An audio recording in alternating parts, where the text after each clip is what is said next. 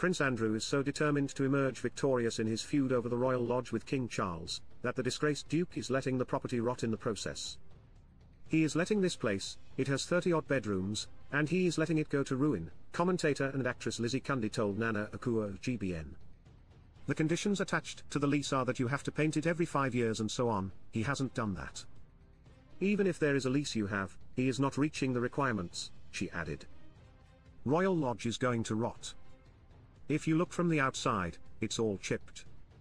Paint from the bricks is falling off, and it costs £400,000 for the year for the upkeep. It's a lot of money.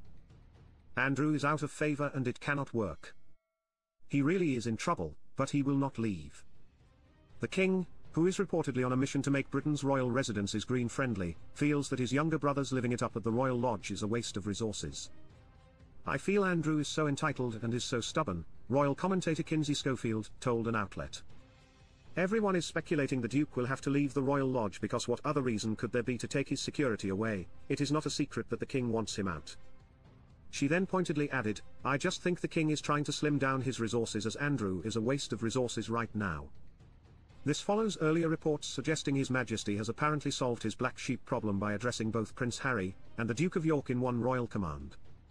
For King Charles, forcing Andrew to move to Frogmore solves several problems at once. It sends a message to Harry that, as a private citizen and no longer a working royal, he will never be allowed back to Frogmore, royal author Tom Quinn dished in June. It sends a message to Andrew that having disgraced himself, he can no longer expect to live in the grand style, he added. And, finally, it means that a suitably grand residence can be made ready for the royals who really matter, William and Kate. Charles is determined that Royal Lodge is the only residence on the royal estate at Windsor that is big enough and regal enough for his heir. When King Charles acceded to the British throne upon the death of Queen Elizabeth II on September 8, 2022, the new monarch was determined at that time to downsize the crown. In addition to cost-cutting measures at his multiple royal residences, the king also saw a way to make himself appear as if he is scolding the wicked Andrew, a palace insider shared.